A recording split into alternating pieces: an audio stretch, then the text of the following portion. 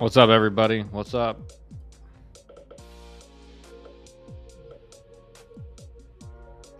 We got to find a way to get more consistent with the start time. Here I am planning customer meetings around this. Well, Dusty, you don't show up half the time.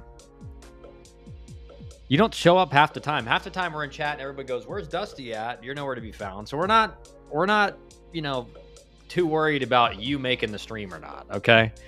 You're not one of the dedicated viewers, like Kane said. I got to start a YouTube goal here. Let's see. Let me start my YouTube goal. Give me 1 second, guys, so I can start this. The chat's working today, thank God.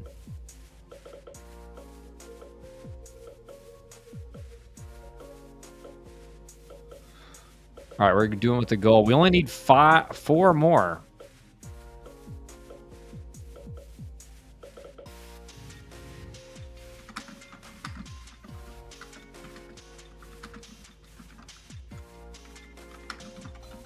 I got to text Mott as well, because Mott's telling me he loves it when I go live, so. All right. Barks, what's up, man? Barks concurs. Dusty, we're heading to Hattiesburg in 2 hours. Flight leaves at 4 p.m. Saying Wake Forest pitching coach going to Mississippi State, that would be crazy combo at Mississippi State. Brian O'Connor and then Mascara. That would be.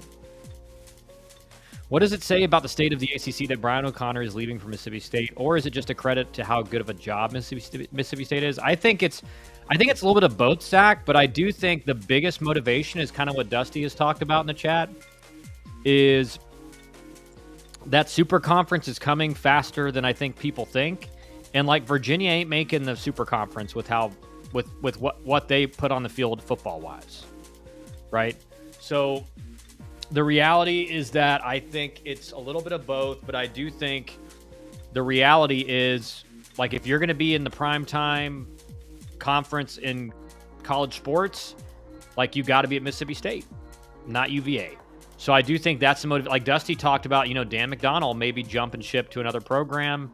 I did see Walter Beed last night or 2 nights ago say he thinks there's going to be multiple. I mean, everybody kind of knows that, but like multiple big time coaching changes.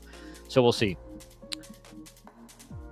If Arizona State, Tennessee, LSU, Arkansas, Clemson, Vandy, and DBU all win tomorrow, I'll donate a large super chat. All right, John. All right, hey John. We'll be waiting. We'll be watching those games.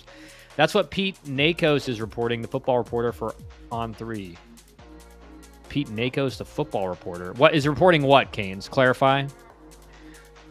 Yeah, Brian O'Connor is going to put together a dream team staff if he's leaving. I mean, if he gets Mascara, watch out. Is he going to hire James Ramsey as the hitting coach at Mississippi State if for some reason Ramsey doesn't get the Georgia Tech job? I mean, I do think that's what you are going to see that happen. I mean, watch out in the SEC right now. Like, if you're not at a program that is safely in that super conference, like there's going to be some big time ACC, Big 12 type coaches get out of there. What are these donations you talk about? Is Kyle asking for charity? No, I'm just. No, it was like they wanted, basically everyone was saying, like, are you going to stream all day during the regionals? And I was like, I mean, I can, but like if we reach a super chat goal, we'll do it. So, it's not charity. No one has to do it. If they do want to see me sit in this chair for 12 hours and watch regionals, that is the price. About the Wake Forest pitching coach, he's reporting that Wake's pitching coach is leaving for Mississippi State. Can you guys, Zach, can you DM me that?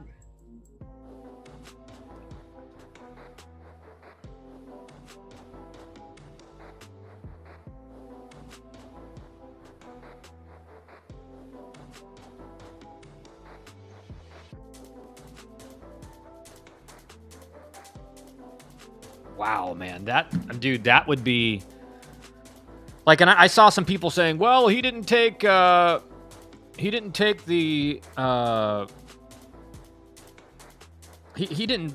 even make a regional this year. And it's like, all right, guys, like this guy's one of the best coaches in the country.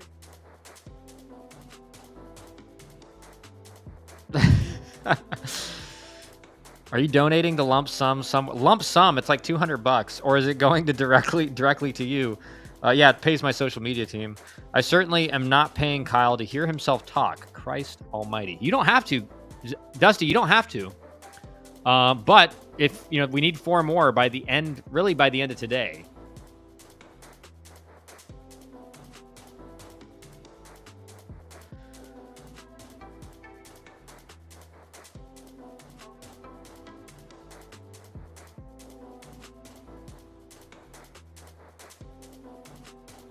But yeah, that would be insane. That would be insane. O'Connor, and then are we short 5 super chats? We're 4. I can only go by I can only put goals at 1, 5, 10, by intervals of 5. So I put in the description we need 4 more. So we need 4 more. ACC seriously needs new leadership. Well, I mean the ACC, just to be honest, guys, the ACC just needs to start funding their programs. Like the ACC, and I was on the Bullpen Mafia podcast that just in the episode launched today, and one of the things I talked about was that the SEC is the best conference in baseball because the SEC schools are seriously supporting NIL, scholarship funding, everything. They're serious about it. They want to be the best conference in every sport. The ACC has a few schools doing that. And the few schools that are doing it are the ones also trying to join the SEC. So to me, it's just about if you want to be left behind, go be left behind. We've talked about it a bunch. A lot of these ACC schools have massive endowments for the most part. They're sitting on plenty of money. They just they're not willing to spend it. They're not willing to catapult the conference to the top of, again, back up to do you need to be the SEC? No, but you could definitely be the second best conference by a long shot in multiple sports. They just don't want to do it. And that's unfortunate. The Mississippi State people aren't happy with me calling them a mid-level job. Well, I bet they wouldn't be.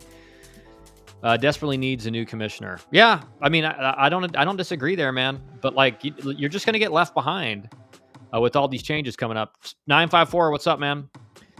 Clemson, Arkansas, and Southern Miss are saving their ace for Saturday. Yeah, I did see that reported. I think Ole Miss is also throwing their number 2, game 1 in the Oxford Regional. They reported that.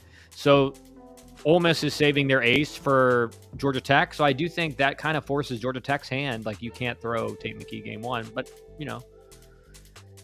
Zach, do you like any 4 seeds to win tomorrow? I like USC Upstate to win if they're facing if they're saving their ace. John, I think Upstate, I went over it yesterday. They have one of the best run scoring off. I think they're number 2 in the country is run scoring offenses. The issue is that the SEC was able to fund their teams right away after NIL and collectives. Bigger schools with typically more old money. ACC schools are smaller and I think taking more time. Kyle, I checked yesterday. What do you think Greg Sankey makes a year? Oh, he's definitely making, I would assume, multiple $1 million a year. He's definitely in the 7-figure range.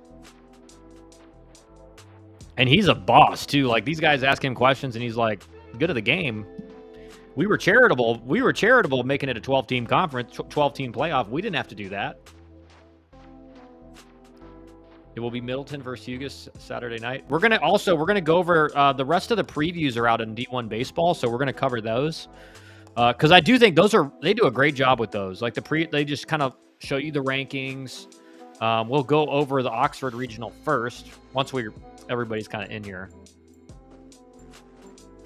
But I do think it's an interesting regional for sure. Interesting regional. $4 million per year. Yeah, I mean I figured it was anywhere from around. I thought the highest maybe is $5 million, but I was thinking $2 million, $3 million. I'm not on Clemson anymore. Yeah, I just think, listen, Clemson's offense does not score a lot of runs. They're pitching. They have a good bullpen, but they're starting pitching outside of Canuck, and even Canuck has not been great this year. And so you line that up with USC Upstate, who I think they score like 9.7 runs per game, which is like a number 1, 2, or 3 in the country. So you match that up. Like if it gets into a slugfest, Upstate can win game 1. That doesn't mean it's going to happen, but I could guarantee you that that line is not it's not like Clemson's not a massive favorite in that game, especially if they're not throwing Canuck. What does it say about a high schooler drafted in the second round in 2021 that's still in high A? I'm assuming he's a position player. I mean, it's not a good sign, you know? Like if you're still an A ball, drafted in 21, so 22, 23, 24, 20. Yeah, that's tough. Especially now, Zach, because there's the complex league, but like they've done away with a lot of the short season A ball, advanced rookie ball type leagues. So like you don't have to, it used to be there's the Arizona League and the Gulf Coast League. So those were the two like high schoolers out of the draft are usually going there. It's a half season league. You'd have to, play well there. Then the next year you go to your short season A ball or kind of advanced rookie ball league. You do well there, then you're going to low A. So like it used to take a high schooler, unless they were just pushed aggressively, a little bit longer. But now, like those leagues don't really exist. So I think it's not a good sign. Dusty, Canes and Zach, what are we thinking? Where do we stand? Are the Canes tiptoeing through Hattiesburg, or are we officially concerned? Zach, is that bad or normal time frame for a high schooler to be in high A 3 years after being drafted? Position player, it's not a good sign. I'll say that. It's not a good sign. Sometimes guys famously like Ryan Howard took a long time to get to the big leagues as a high school guy. Or I think he was high school. But some guys do take longer, but like generally speaking, when they don't do well after a few years in like A ball, that's concerning. Zach, that's not great, but it wasn't that long ago. That was kind of the track timing. Used to go GCL short season, low A, short season, high A, full season, low A. Yeah, it's definitely a different, all these guys now get pushed super fast. They get pushed super fast. So it's definitely just a different environment now. So like if you're still in A ball 4 years later in your fourth season, I should say, it's not a good sign. Because to me, when I played 7 games in short season A, it was advanced rookie ball in the Appalachian League. And it was like you knew exactly what pitch you were getting every pitch. If it like a 2-0 count, you're getting a fastball. 0-1 counts, probably an off speed. Like you just knew. Low A was the exact same. And the thing of low A was the pitchers had decent stuff, but it was just either right down the middle or a ball. So, but again, they pitched to the count. High A was not a huge jump stuff-wise, but guys had a little bit better command of all their pitches. And then Double A is like the biggest jump stuff-wise in professional baseball. So if you're struggling in low A or high A, like you hadn't even reached the biggest jump yet. Double A is the jump where you're facing guys who have big league caliber stuff pretty consistently. Alabama's a damn good team, going to need to play almost perfect to beat them. I'm flying in for a reason. We're winning this. We're going to do it, baby. Look at who Alabama put as their preview picture for our game. Who did they put?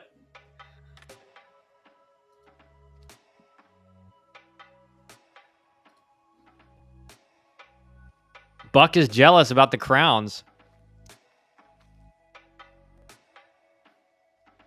Community leaderboard. Yeah, when did this? This must be a new feature. I don't remember seeing this.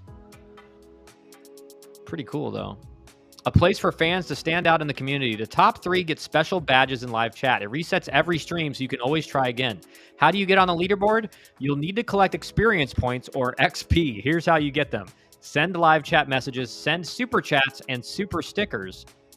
Well, you guys heard it now. You want to get the buck, you want to get to the top? Super chat's going to get you there, man.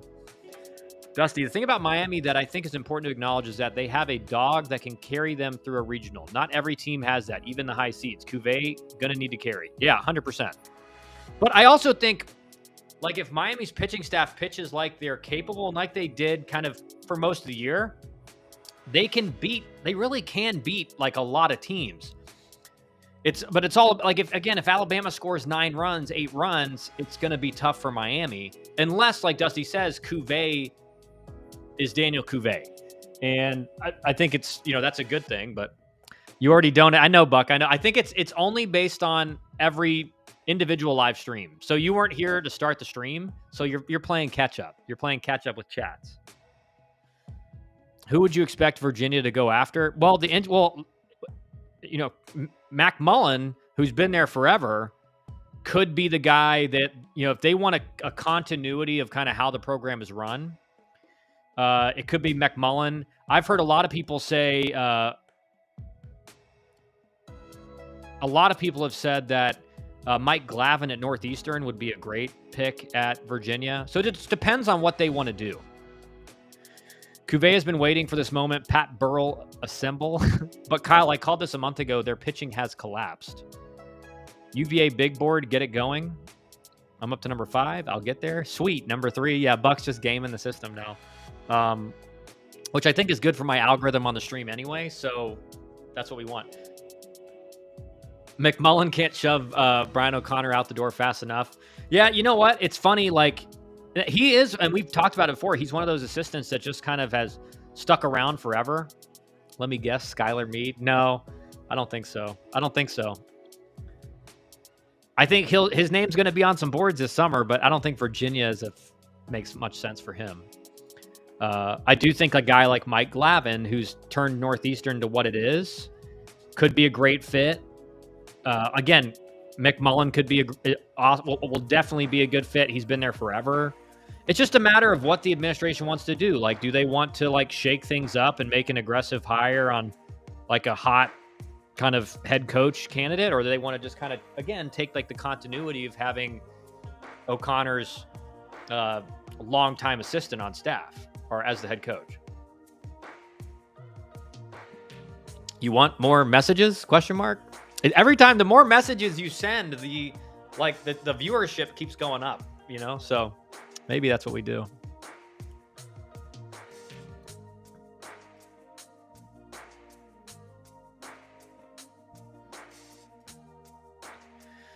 "64 Analytics is a believer in Miami. UConn or Northeastern coach would be good candidates." Yeah, I agree. I mean, I think,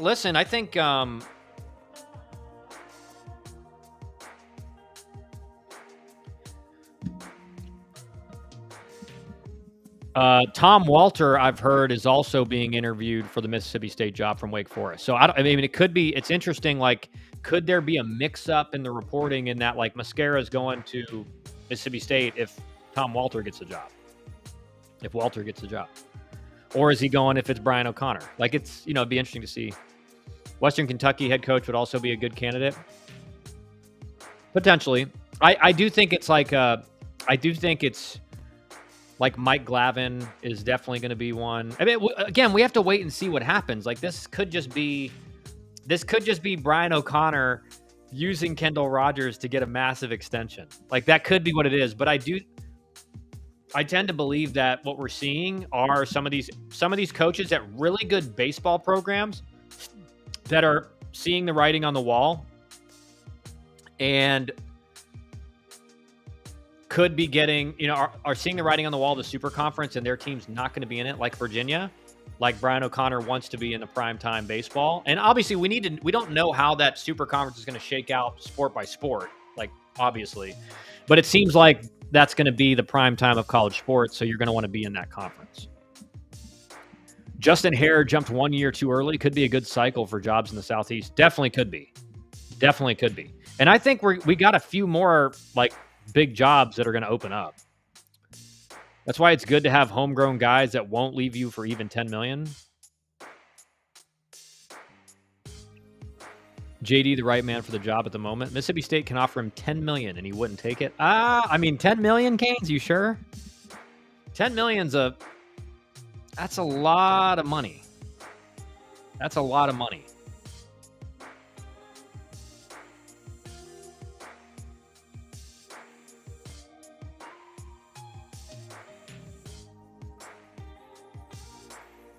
Like 10 million is a whole nother level, right? That's a whole nother stratosphere of money. You mean 10 million a year? Is that what you're saying? He would turn down 10 million per year? He could coach. He only would have to coach for 4 years, and he could just go retire down in Miami and be an assistant coach. He could be the volunteer coach. All right, but let's get to and again, Walter, I think we got to give Dusty credit here.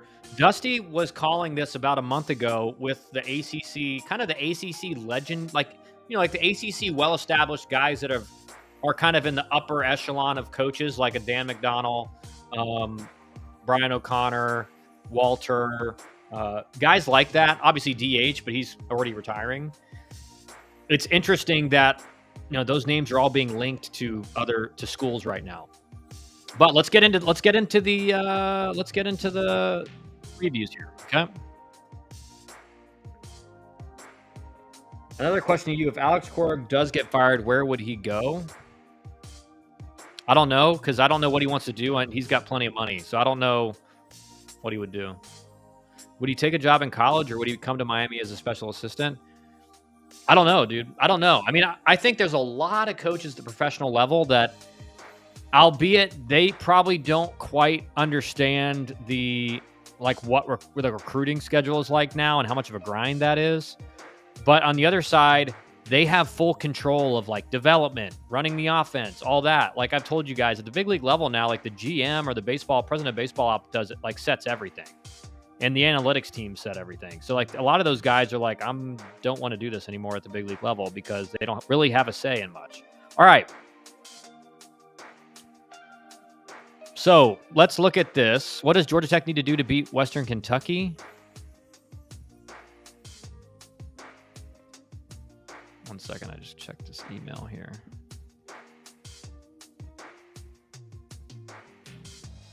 All right.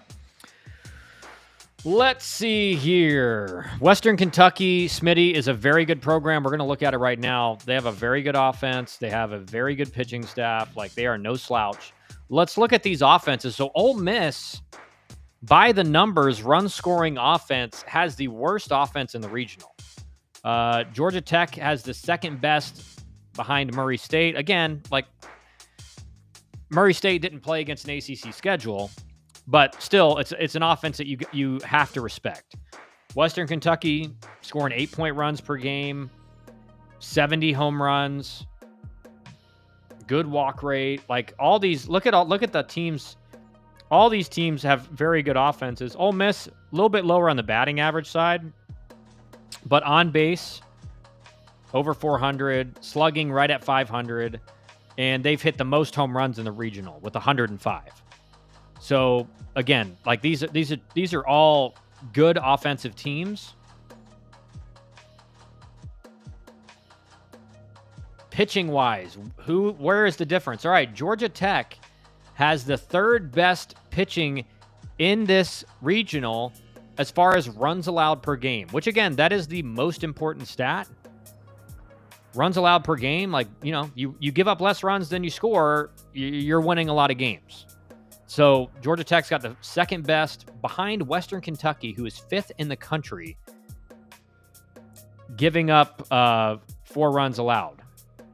Weighted runs created, yeah. Okay, so weighted runs created, Georgia Tech's got the best has the best offense in the country, or in the regional, 18th best in the country. But all these teams are pretty close together, right? I mean, you're basically all top 50 offenses in the country. So all these teams can really hit and drive in runs and score runs. On the pitching side, Western Kentucky has the third best ERA in the country, fifth best runs allowed per game, eighth best whip. So really good here. Ole Miss, what you see a lot with a lot of the SEC schools, they strike out a lot of guys. They're 43rd in runs allowed per game, which is third in the regional. They are 34th in the country with whip, 29th in ERA. Georgia Tech is 56th in the country in whip, 42nd in ERA. And then Murray State, this is where they kind of fall off. But I would say this, like Murray State is not a 4 seed that you can just think, all right, we're gonna roll over this team. You know, you have like your Little Rocks at LSU who kind of had a really bad year, but just found a way to win the championship. Like LSU is not worried at all about Little Rock, but Murray State is a team you cannot disrespect. Most exciting player. How hilarious is this? You have Drew Burress in this regional, who is probably the best player in college baseball. Oxford Regional Superlatives gives Ryan Weidman. And I get Weidman's great, man. Like he's center fielder, 6'5", steals a lot of bases, hit 10 home runs. Like he hitting 398. Like I get it. Best hitter, okay, Drew Burress. All right, okay, all right. Drew Burress gets Best Hitter award. Best defensive player, Kyle Lodis. Best pitcher, Hunter Elliott. Word around town is that Ole Miss is saving Hunter Elliott for Georgia Tech. They are pitching their number 2 against Murray State.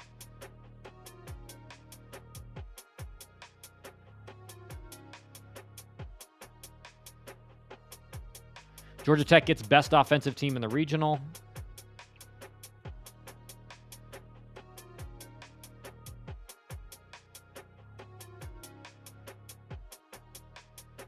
Number 1 seed win probability, 1 out of 10, 5. Wow. So there's not a lot of confidence that Ole Miss is going to win this.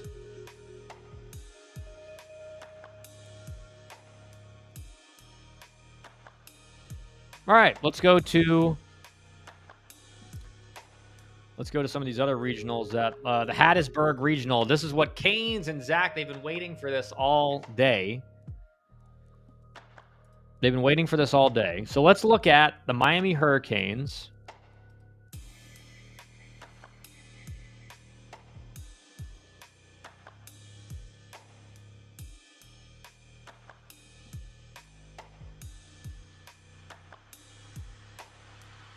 And then we'll have a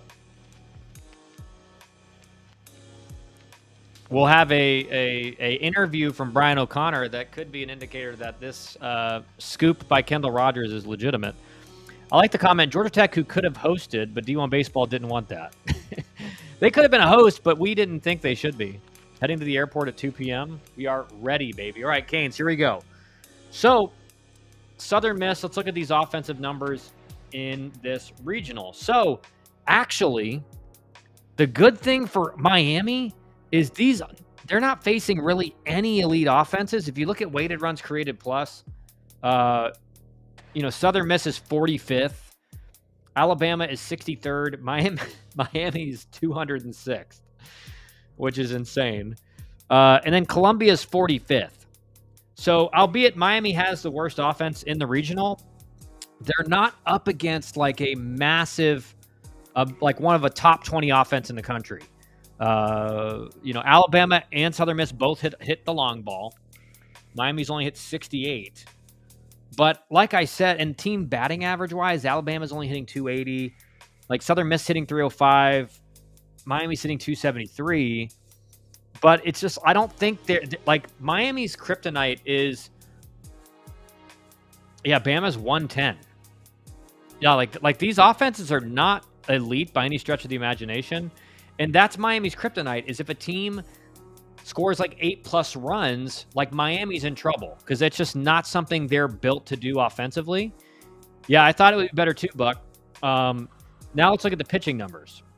So Southern Miss strength is its pitching. Just up and down these numbers, they are essentially a top 20 pitching staff in the country. Runs allowed per game, 12th. K percentage, 25th. Walk percentage, 17th. K to walk, 21st. WHIP, 12th. ERA, 12th. FIP, 14th. Miami, runs allowed, 5.4 runs allowed. Solid. Again, highest 28th in strikeout percentage. 31st in strikeout to walk percentage. And then you look at, that was Alabama. Miami tied with Alabama in runs allowed per game, but a little bit more well-rounded in all of these areas. They're consistently top 45 in most of these numbers. And then the weakness for Columbia is like their pitching is just like a bottom third of Division I in all these numbers. So let's see what the superlatives are.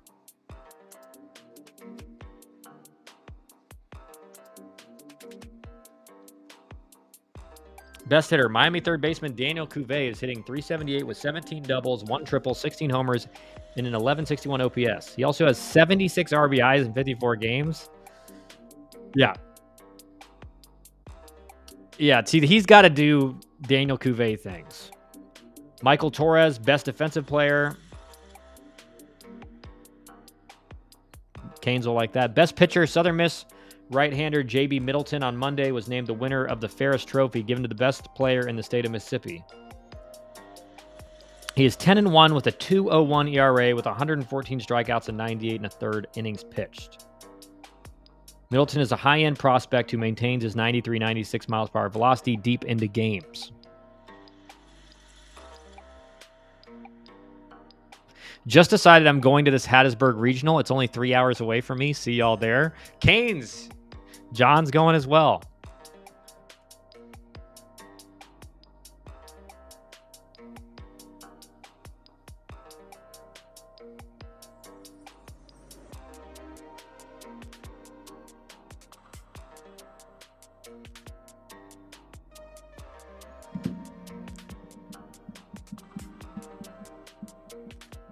X Factor, shortstop Justin LeBron leads Alabama in doubles, homers, RBIs, runs, steals, and slugging percentage.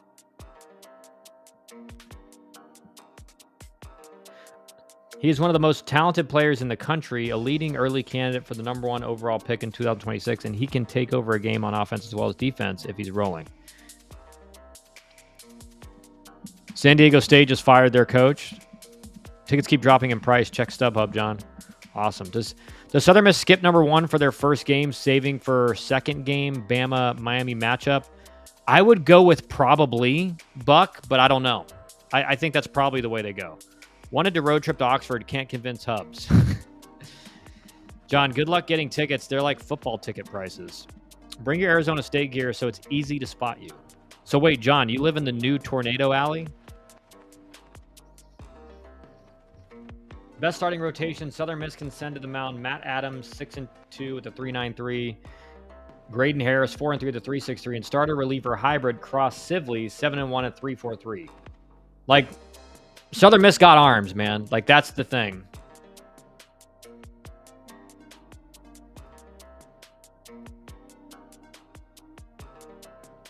Number 1 seed win probability, 6 out of 10. Frisky 4 seed, 7 out of 10.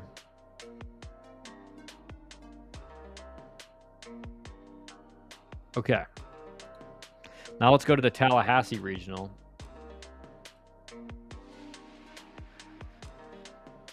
Buck, yes, they announced he isn't pitching tomorrow. They're saving him for Saturday. He is throwing second. Yeah, and like if you look at the we just read, like Southern Miss has like every guy in their weekend rotation has like a 3 ERA.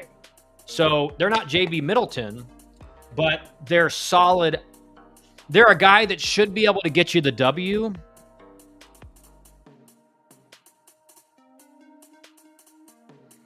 Against Columbia. That's the reality. Okay. Now, let's look at the Florida State Regional. And again, D1, like you guys, I know you guys like harp on D1. Like I disagree with some of the things they did ranking-wise and everything. But this is just awesome information. Like this is just awesome information that we can just look up.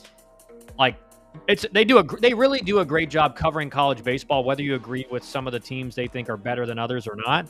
So this is awesome. I'll be in ASU gear. John, of course you will. All right, so let's look here, boys. All right, Florida State. Runs scored per game, they're 50th. 93 home runs, they're 22nd in the country. Weighted runs created, they're the 28th best offense in the country. Northeastern is 84th, which again is fine. Mississippi State is 23rd, 121. Mississippi State has the second best offense in this regional behind Bethune-Cookman. According to weighted runs created. So this is a pretty even regional outside of Northeastern offensively. I mean, we were at 120, 121, 124, and then Northeastern's at 107.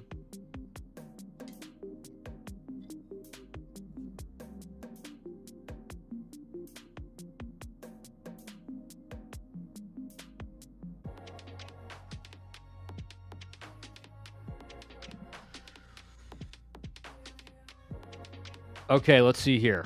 Never thought I'd see the day Kyle gives props to D1 baseball. No, Smitty, I actually say it all the time. Like, I think D1 baseball does a great job. I did not agree this year in particular with how they covered the ACC and ranked them and everything. Because I think, and I've said this in the past, I think what happened is all these highly ranked teams like Virginia, Duke, Wake Forest, NC State had rough starts to the year, and then that kind of soured their rankings on the ACC in general. And I think it ended up having some postseason impacts because, like, the committee guy, chairman of the committee, said, the Southeast Louisiana guy, that they look at all of D1 baseball's projections, like they use their data and analytics and stuff. So something to be said about it. Okay. Now, boys, here's where this regional gets very interesting. Look at the pitching matchups here. Not only are the offenses very evenly matched, look at the pitching matchups. Florida State is 27th in the country in runs allowed per game. Northeastern is first. Northeastern has allowed 3.3 runs per game this season. 3.3 in this era. They don't have as gaudy as strikeout numbers as Florida State. They also, guys, they do not walk anybody. 6.6 walk percentage as a team. Do you think Mike Glavin knows how to coach pitching, guys, after looking at these numbers? Florida State's 206th. Literally has double the walk rate of Northeastern. As far as whip goes, Florida State's in a really good spot, 41st.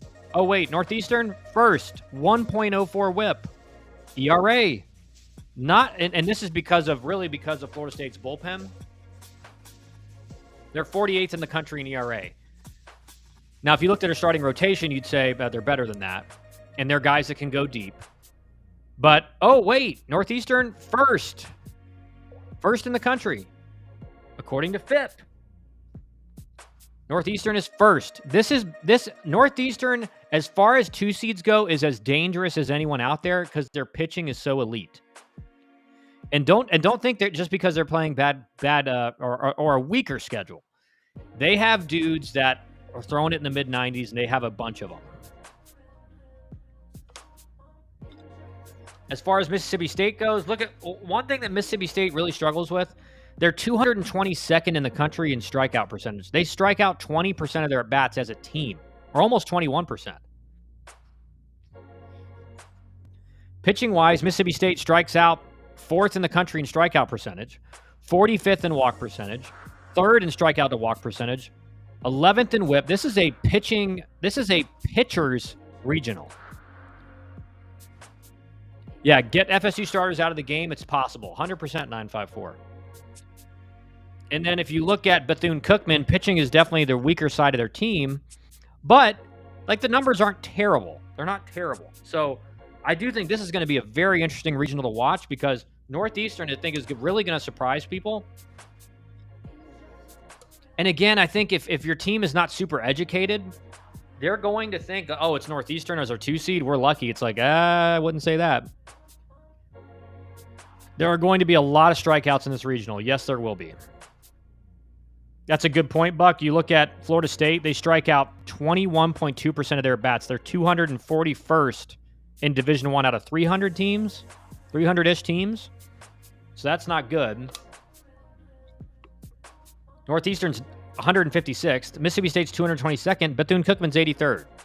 But you're right, Buck. There's going to be a whole bunch of strikeouts in this regional. Let's look at the superlatives. Most exciting player, obvious, Alex Lodies. He's probably the front runner for the Golden Spikes Award. Best hitter, Ace Reese. Best defensive player, Alex Lodies. Best pitcher, Jamie Arnold, 100%.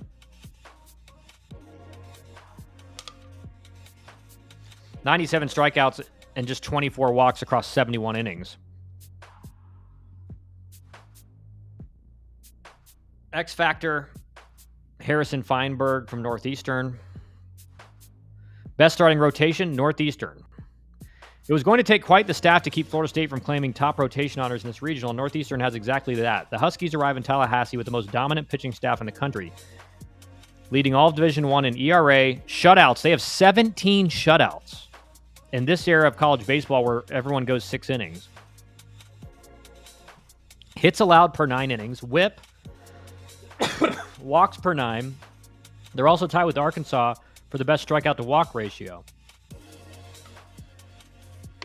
The rotation is anchored by Will Jones, 11-0 with a 1.8, Jordan Gottsman, 9-2 with a 2.3, and Avon Cabral, 10-2 with a 2.7. Wow, look at those numbers.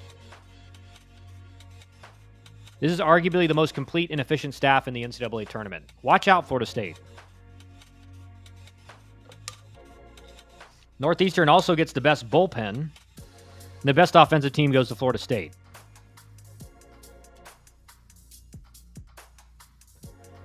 Number 1 seed win probability, Florida State 6. Not as high as I think a lot of people would say. AFK, but I'll be retaining my crown. Good for you, Buck. Frisky 4 seed factor, 4. Making their first regional since 2017, Bethune-Cookman brings in offensive punch, but the gap in competition is hard to overlook. All right. That's going to be a fun regional to watch. Now, what are the other ones that we haven't looked at yet? Arkansas, let's do that.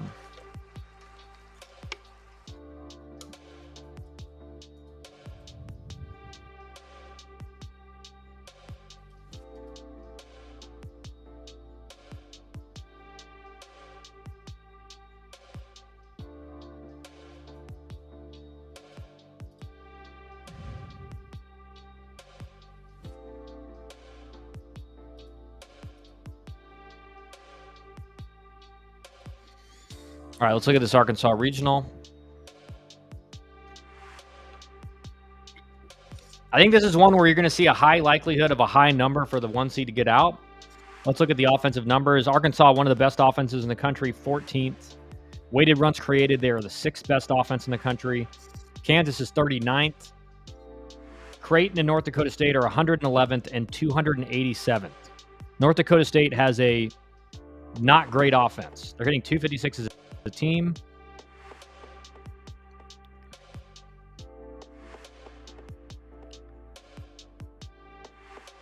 Pitching-wise, we look at Arkansas. Runs allowed per game, they're 7th. Arkansas, again, is a lot of people's favorite to win the College World Series, and it's just because of numbers like this. They have one of the best offenses in the country and one of the best pitching staffs in the country. They're 3rd in strikeout to walk percentage, 11th in walk percentage, 5th in strikeout percentage. Kansas is 62nd in runs allowed per game at 54, or 5.4. Creighton is 19th with 4.7. Solid pitching staff for Creighton. And then North Dakota State is 117th. Sounds like a pretty favorable regional for Arkansas? Yes, definitely is.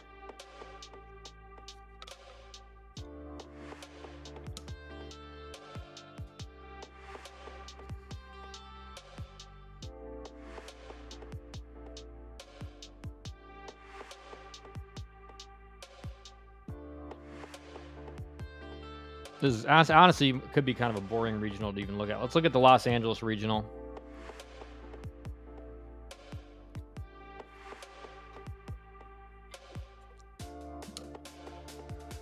All right, so we got UCLA, UC Irvine, Arizona State. John's going to be interested in this one, in Fresno. By the offenses, UCLA has the 63rd best offense in the country according to weighted runs created. Irvine has the 41st. Arizona State has the 28th. So Arizona State, according to these numbers, has the best offense in the country. They're 28th in runs scored per game. Fresno State is 94th with 105. Let's look at the pitching. UCLA is 24th in runs allowed per game, but their pitching is really not crazy strong. They are allowing not that many runs per game. Irvine is 60th. Arizona State is 78th.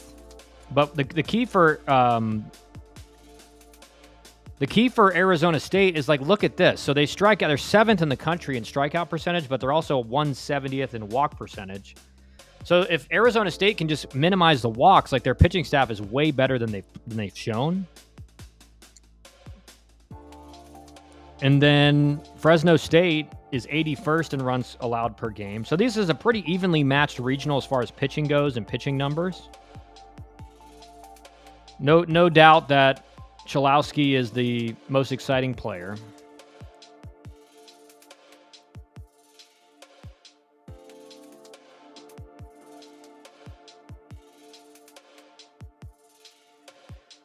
Matt King is considered the best hitter, hitting .405.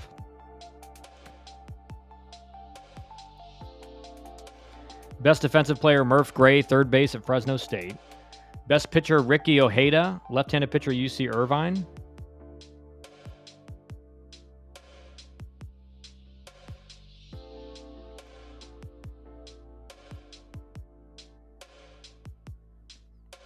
X Factor, how deep into games can the UCLA starting pitchers go? The Bruins have the deepest pitching staff I've seen this season, bar none.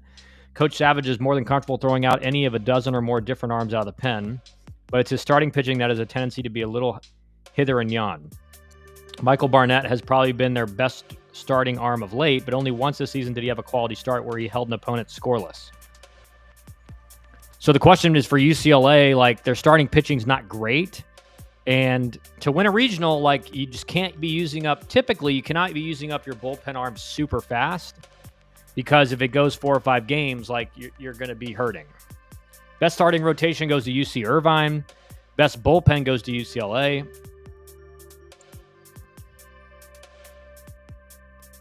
Best offensive team, Arizona State. Best defensive team, UCLA. Their fielding percentage is .981.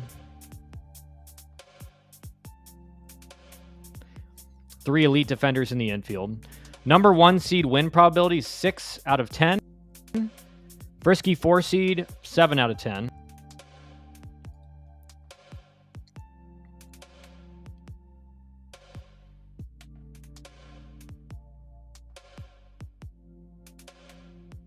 Let's look at the Corvallis Regional.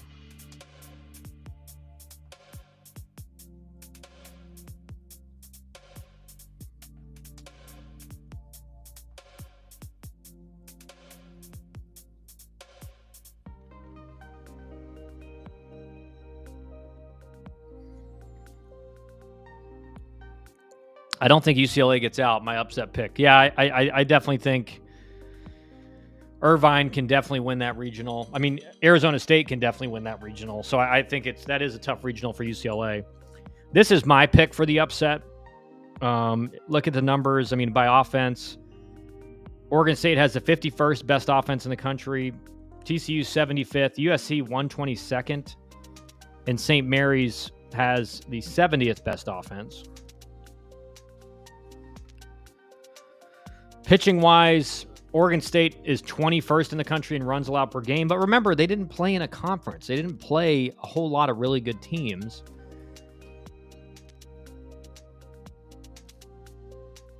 TCU has the 25th best, and they're consistently top 40 in all of these numbers. So they just have a really solid pitching staff. USC is 45th. Fresno State 161st. Oregon State does have the highest strikeout percentage, but it's not by a whole lot. Walk percentage goes to TCU. Again, TCU is going to have the best pitching staff in this regional.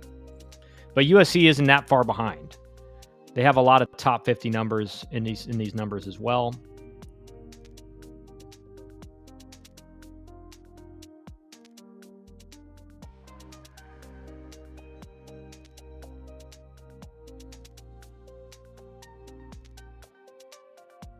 Best hitter, Eddie Madrigal.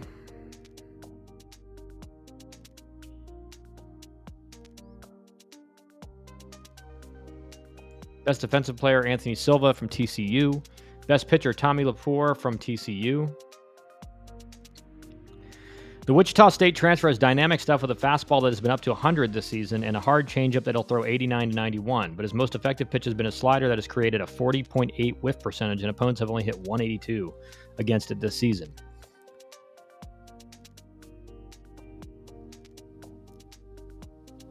X Factor switcheroo lefties.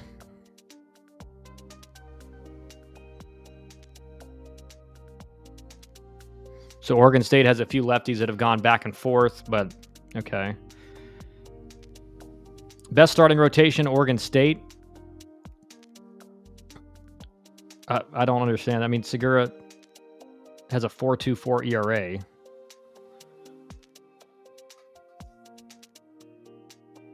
Dax Whitney has a 3.86, and then Kleinschmidt has a 3.84. I just think it's very hard to evaluate based off Oregon State's numbers because they just did not play a very tough schedule. Horned Frogs have perhaps the deepest bullpen in the regional with multiple options that can provide length as well as shutdown frames. Best offensive team, St. Mary's.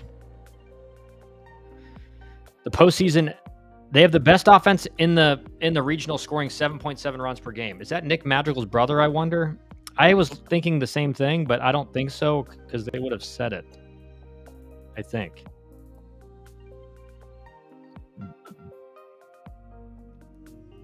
No, I don't think so.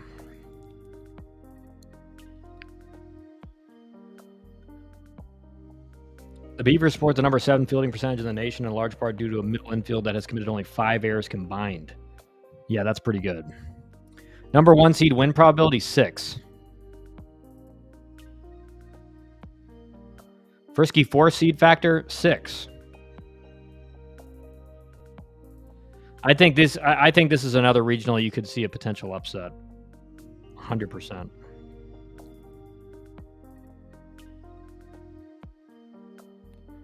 All right, let's look at the Austin regional.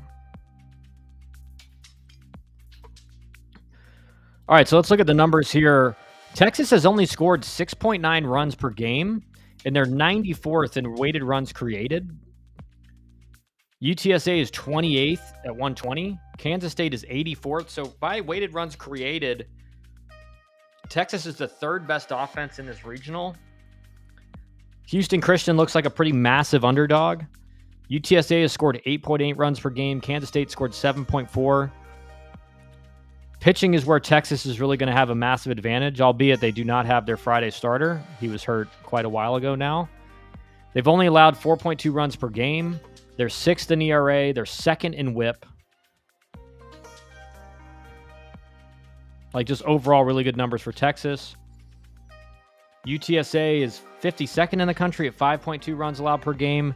They have a very good walk percentage, only 8.3%. That's good for 11th. Cousin of Nick Madrigal. Nice, Dusty. Good find. I'm surprised that didn't make it into this article.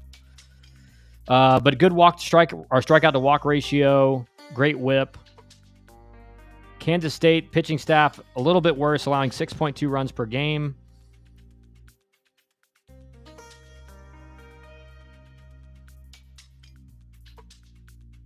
And then obviously you have Houston Christian, whose pitching numbers are decent, but again, I think they're going to be a heavy underdog. Heavy underdog. Best hitter, Mason Little, UTSA. Hitting .372 with 21 doubles and 9 home runs. Best pitcher, Ryan Galvin from Texas. Or best defensive player. Best pitcher, Dylan Volantis from Texas.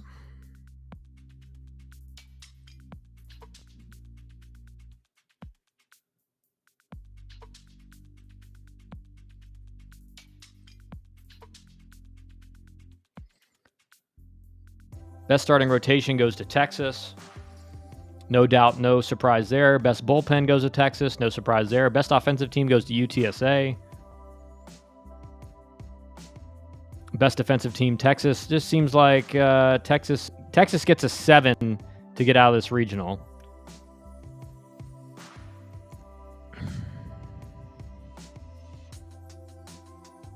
Not a good shot for the Frisky 4 seed, just at a 2. All right, so let's look at this. Let's look at this video with Brian O'Connor talking about. Let me just see how it's project. Brian O'Connor on Tuesday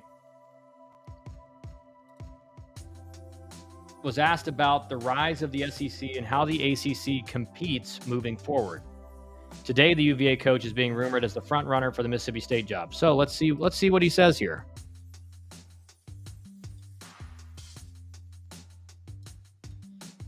I mean, I haven't in this, since the selection show, had time to talk to any other ACC coaches. I got a few text messages of, from them, that disappointment that we didn't get in, right? But, hey, that's existed for quite some time, and, the resources in some situations can be different, and that impacts it, right?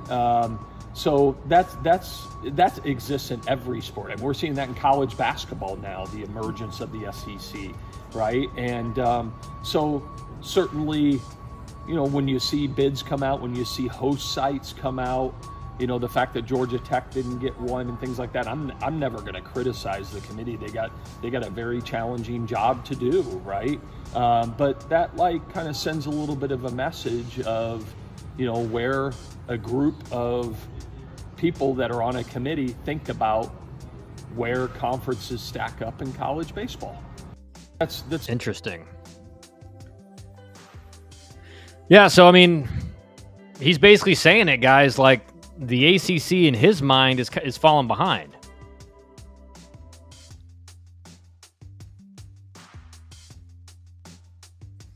All right, Dusty, we'll go back to the Oxford Regional for you just to see that. I think it was something like a 5. I think it was like,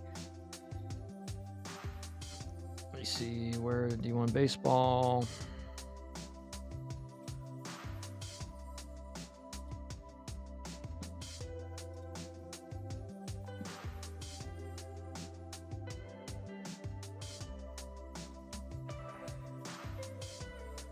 All right, let's pull this up.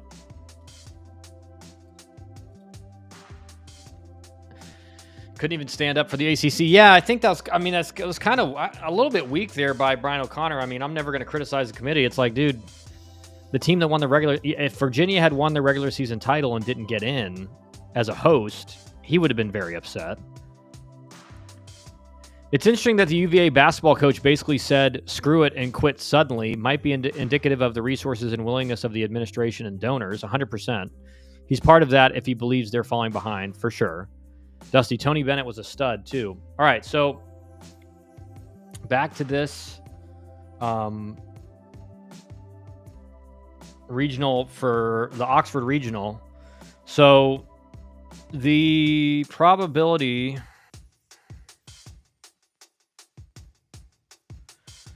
of Ole Miss was 5. Says getting Georgia Tech 40-17, who could have easily hosted in this field, was a tough draw. While both Western Kentucky and Murray State have deep, well-rounded teams that led to season-long success, as evidenced by their lofty win totals. Ole Miss won as many SEC Series 5 as it lost, and one of those was against Missouri, right? So that changes things. Getting hot at the right time in the SEC tournament to beat SEC heavyweights Florida, Arkansas, and LSU before losing to Vanderbilt in the championship game. Right, so Ole Miss, in my mind, probably should not have been a host unless they won the SEC championship. The most exciting... So Drew Burress got... This is funny, Dusty. Drew Burress got best hitter. Most exciting player was Ryan Weidman from Western Kentucky, who's hitting about 400. He's got 20 doubles, 6 triples, 10 home runs, and 45 stolen bases. I can't believe they put him as most exciting player over Drew Burress. I thought they would put him as best hitter. Because I think, like, when you take into account that Drew Burress is obviously one of the favorites to be a potential first overall pick next year, a little bit crazy that most exciting player did not go to Burress. And the other thing is this, like, laughable. Yeah, I thought the same thing when I read it. I thought, man, like, Drew Burress isn't the most exciting player in the regional. Like, I thought for sure that would be him.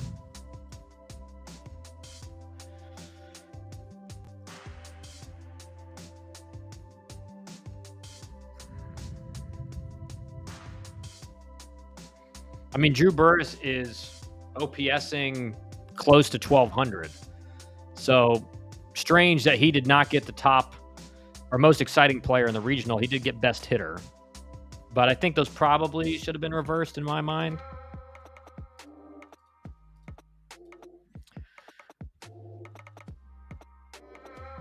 Remember, guys, we're still 4 super chats away from a 12-hour regional.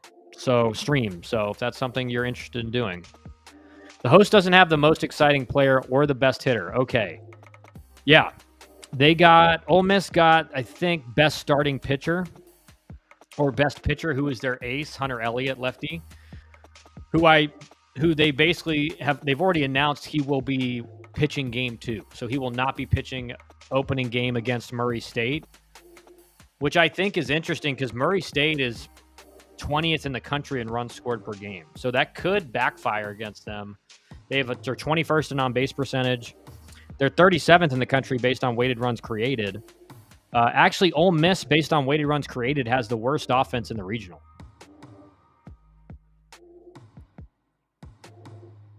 And I think Ole Miss got the best bullpen as well.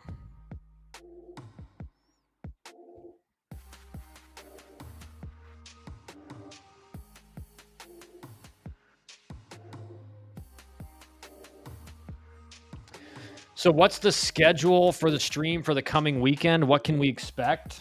I mean, we're going to be doing nightly streams. I mean, we're going to be doing nightly streams, watching the games and everything like that. I'll have the time for you guys tomorrow on when we're going to do it. Let's actually look at some of these schedules for the regionals. I mean, I'll tell you what, that Western Kentucky game is going to be brutal for Georgia Tech because they're actually one of the best 3 seeds in the country in the tournament.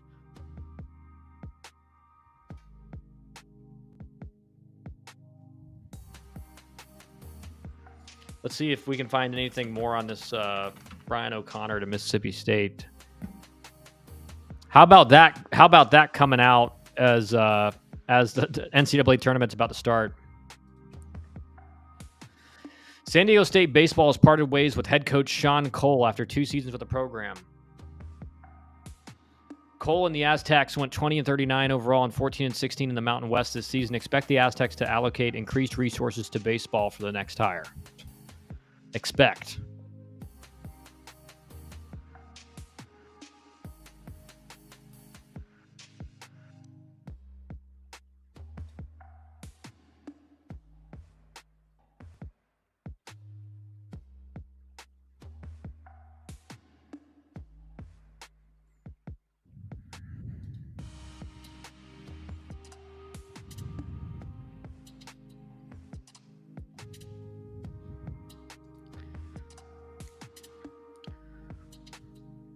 So does Georgia Tech save McKee? Yeah, I think you kind of have to. I mean, I think you kind of have to. Like, if Ole Miss is not throwing their number one, you kind of have to. And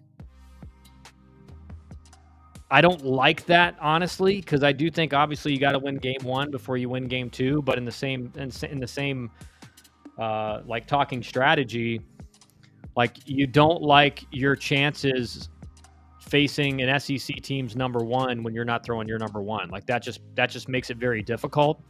Again, I mean, it's up to the coaches to make that decision, but it seems like, in my mind, like, you throw Jalen Payton out there game 1 and hope he goes 4 or 5, and then you piggyback with Patel. Who does GT throw? They need to win. I think Tech is throwing McKee game 1. Dusty, can you confirm that?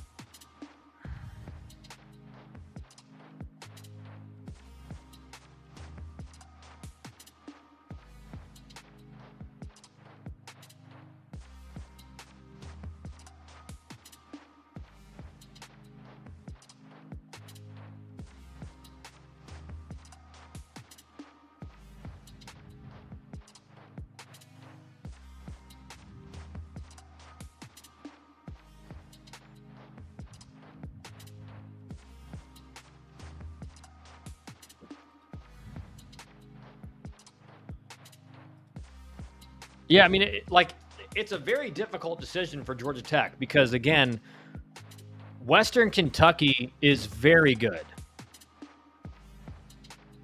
And it's not a team, it's not a 3 seed that you feel like, oh, we can just dominate. Again, offensively, Georgia Tech has an offense that can beat anybody, but like Nancy said, you got to win game 1. Could Ole Miss be saying that to throw GT off, throwing their ace second game? I don't think so. I mean, I don't think there's any gamesmanship going on. I think they're just announcing who goes because obviously tomorrow is the first game. So that's typically when it's, you're informing the opposing teams of who you're starting, and that's kind of just like sportsmanship. You kind of, unless it's a real game time decision, it's pretty frowned upon to basically be like, oh yeah, we're going to tell them this, and then the day of we're going to pitch someone else. That's not usually how it goes. Again,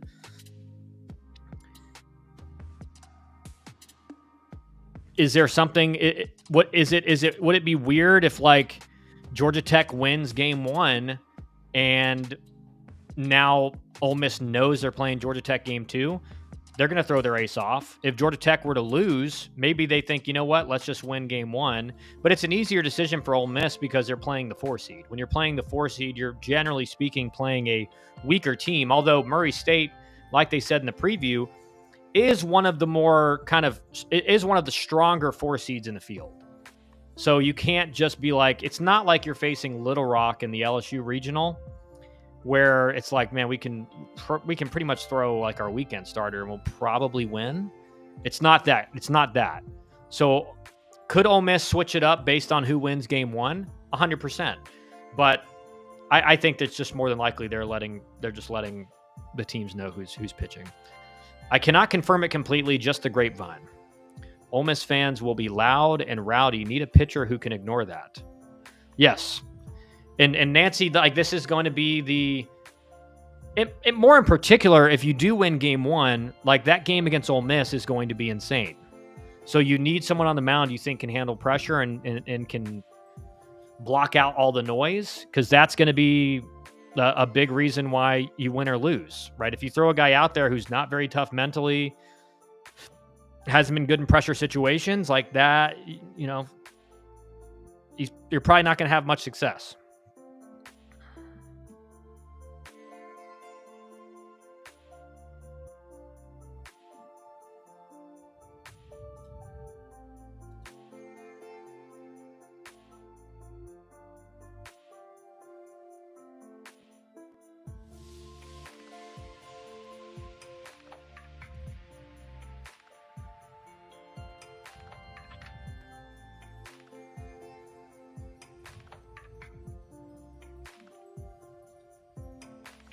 Don't think Jones is tough mentally right now. Yeah, it's especially tough, Nancy, and I do think that does. If you are going to throw Jones, you have to throw him game 1. I don't think you can throw Jones against Ole Miss. I just based on what he looked like in the ACC tournament. Again, you could be wrong, but a lot of times, you see a guy pitch in a high pressure situation or an important game. You kind of find out how they're going to look in other important games. So that Western Kentucky game should not be as rowdy of a crowd. So it bodes well for them maybe going with Jones game 1. Here's the fact of the matter. Georgia Tech has 5 arms that they can really rely on. Payton, McKee, Jones, Patel, and Chicoli. If they lost game 1, it's going to be very, very difficult to pitch your way back through it. Yes. Yes, it will. And I think this is a good example of why that is, guys. If you look at Georgia Tech's pitching numbers, and I've showed this before on stream, maybe a few days ago, but this is just something to look at.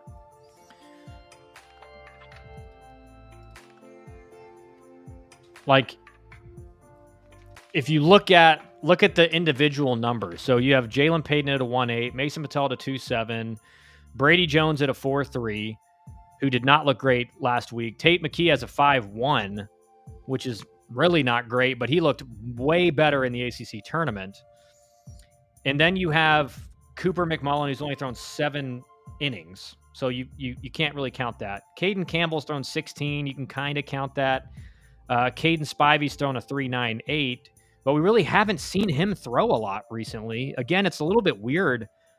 Like if some of these arms just aren't getting enough innings. After these guys, so you really have 4, 5, 6 guys. And Connor Ciccoli's got a 5.6, but he's going to throw strikes. He may just get hit around. The rest of these guys have a 5.4 ERA or higher. So, like, you don't want to have to throw these guys. Going to have to really test the tech staff to navigate this. Yeah, especially if they lose game 1. Maybe pitch McKee game 1, Payton 2, and then Patel if needed. That's not a bad idea, Nancy, because I do think Payton, he really has been your best starter over the last 4 or 5 weekends of the season. Mott Hyde, hey, coach, any updates on my hat? Well, as soon as you get down to Atlanta, Mott, we'll get you a hat. Dusty Eyes, I think you start McKee in game 1 and hope that you hang some runs on Western Kentucky, and you can use pitchers 6 through 9 to get through the game. Gives you Jones, Patel, and Payton to get through Saturday. Yeah. I think, again, I think you can't really, I think if Payton's going to be, if the conversation is it's either Payton or Tate McKee game 1, game 2, I don't think you're really making a mistake going either way. But if it's Brady Jones or McKee, I think Brady Jones has to pitch game 2. Start Jones, and he's literally on a hitter-to-hitter leash. Yeah, you have to. Dusty's right. I mean, if you start Brady Jones, you're obviously hoping he can pitch like he did down the stretch, where he looked a lot better. If he does not look good, or let's say he gets to the 3rd inning, he's pitching pretty well, you cannot afford to have what happened against Clemson happen, where as soon as he starts, like this is what the key has to be. As soon as Jones looks like he's lost it, he, one hitter, he's nowhere near the zone, like you need to have a guy ready to come in. So like 3rd inning, 4th inning, you have to have guys at least playing catch so they can get ready to go quickly. Because what happened in the Clemson game is he lost it and, walked a guy or gave up a hit after falling behind, and then got 0-2 to a guy, walked him, hit a guy, and then grand slam, and that was the game. That was the entire game. And then you include some of the base running mistakes that Georgia Tech had that really ran them out of innings. Agree with Dusty about Jones, very short leash. Dusty, because if Jones does have his good stuff, he's your best option to get through 5-6 innings against Ole Miss. Yes. Again, like if we're playing, hypotheticals are great, but what I saw in the ACC tournament was as soon as Ole Miss, or not Ole Miss, as soon as Clemson started putting a little pressure on him, it was kind of over. And so I envisioned that being kind of a similar thing. And if he's pitching against Ole Miss, no, you need to have 2 guys warming up to start the game, Jones and whoever is next. Yeah, I mean, listen, man, I don't disagree with you. Like, you just can't. Game 1 has to be won. It has to be won. If you're not a regional host, you have to win game 1. I mean, and that's really the truth for everybody in the regional. But like, if you don't, especially if you have Georgia Tech's constraints, which are you have a bunch of guys in the bullpen that just have not pitched a lot, and have not the guys that have pitched a lot, like Brett Barfield has 19 appearances. He's only thrown 13 innings.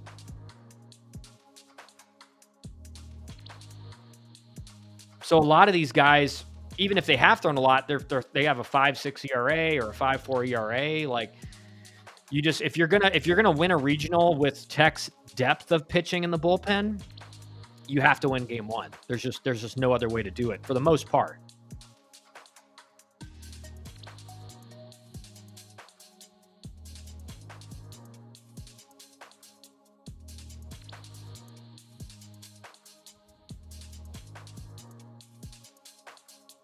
Wichita State just got a new assistant coach from the high school ranks. Interesting.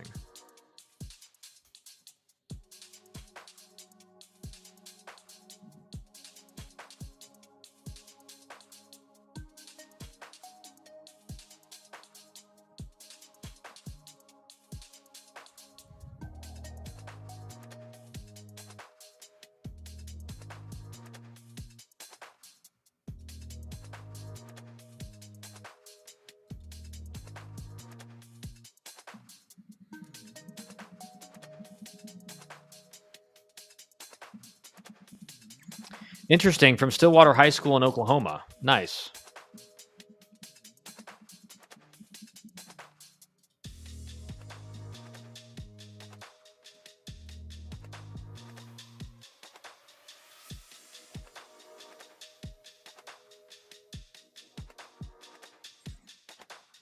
But it's going to be, guys, we're one day away from regional action, man. It's going to be really exciting.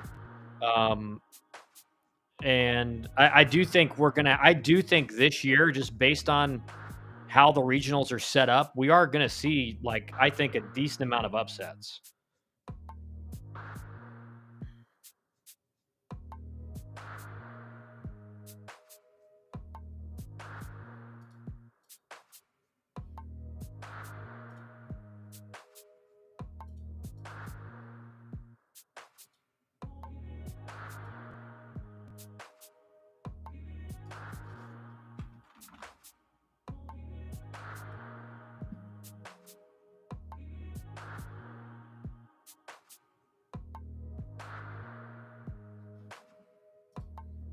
Tomorrow we find out, I guess, Kyle. Yeah, we'll find out, man.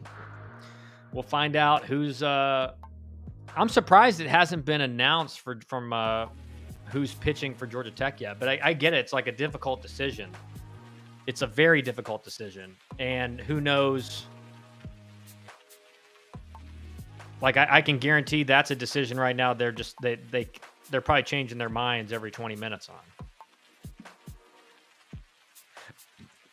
And that is the nice thing about being a host, is that you get to watch game one and you can kind of adjust your strategy based on that.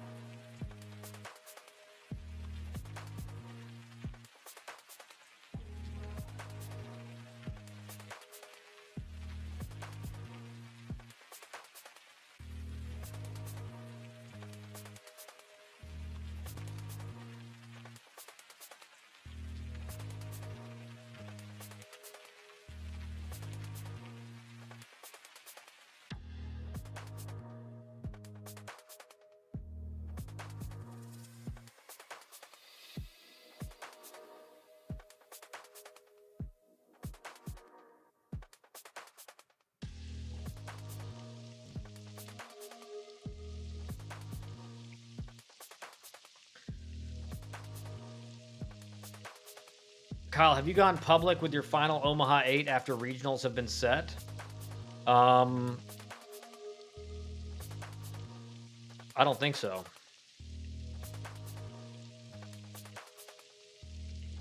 How much money did the Canes pay to have that #1 crown next to his name? Can't be done on merit, or WB would have it.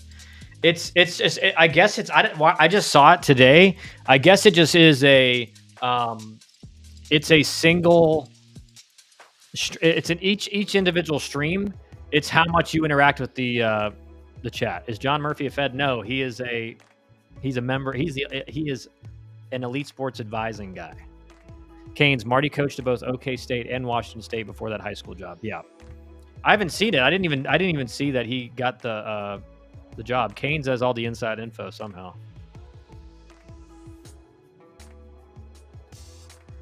But Dusty, I have not. Maybe we'll do that tomorrow before the games start. We'll do it. We'll do it tomorrow. All right, guys, that's going to be it for me today. I may do a stream later tonight if any news comes out, especially with this like Brian O'Connor stuff and everything. But thanks for joining. I'll shoot out a tweet if we do one later tonight. But we'll definitely obviously be doing one tomorrow. So